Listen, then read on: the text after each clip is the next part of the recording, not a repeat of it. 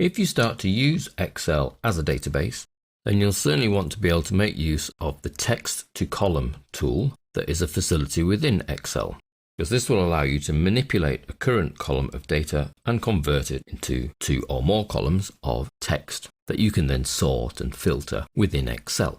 We're going to take our data file, which is in your working folder. It simply has 2 columns of information. It has a column with the person's name in, where the first name and the surname are in the same column, which is fine until you want to sort by the surname, or you only want to see the first name. So we need to be able to split that into 2 entities of data, a first name and a surname. The second column are people's dates of birth, but they're in a notation that is probably fine for the database that they came from, but doesn't work well in Excel, because Excel cannot see these as date articles. They effectively are just numbers with 2 decimal places.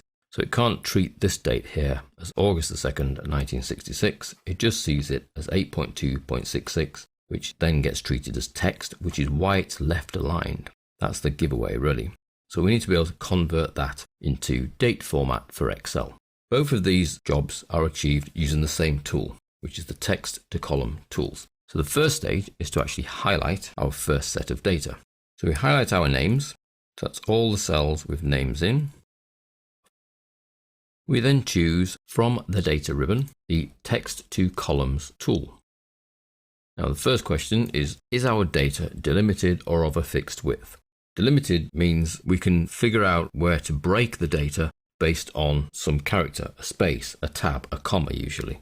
Or is our data of a fixed width? Well, it's not a fixed width. Everybody's name is a different length, so we cannot use fixed width. But we can use delimited because there is a space between the first name and the surname. So next, what is our delimiter? It's a space, not a tab. Now we have a slight issue here in the preview that there is a space between De Silva as well, so we end up with a split surname. But if we look down the data list, we'll find, hopefully, not the only one, however, Philip De Filippo. And then that's it. But we can put those 2 back together afterwards. So we're having a space as our delimiter. Next, we can actually ask it to treat the text differently.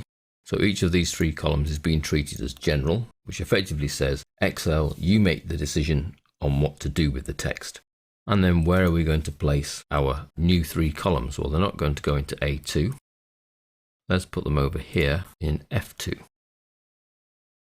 And then finish. Reference not valid. Okay. It actually picked up both cells there. And we just want F2. So F2, then finish. And we have first name and surname now split into separate columns. They just need labels so we can make use of them. And the 2 that effectively have been split again just need a manual fixing together. So Mario De Silva and Philip De Filippo. Because there's only 2, we've done that manually. If there were a lot more than that, we would need to look at using some of the text manipulation formulas that are in the next chapter to put those back together. Now the other little clever thing about this tool is our ability to adjust these dates here. So these have come out of a database system where they're stored as month.day.year, and it's only a 2-digit year as well, notice. So our job first is to highlight all of those dates, just as we did with the full names. Then go to the text to columns option. Now, it doesn't really matter whether we go for delimited or fixed width, but given that some months are 2 characters and some are 1, we need to really stay delimited. Next, I'm not actually going to choose a delimiter, and you'll see why shortly. So we're not splitting this by anything. Next, but what I want to do is here, change the column data format to a date that is now in the format month, day, year. And we'll place that in C2 so that you can see it next to the original DOB format. So here I've chosen delimited but no delimiter, but chosen to change the column data to a date that is in the format MDY, so month, day, year.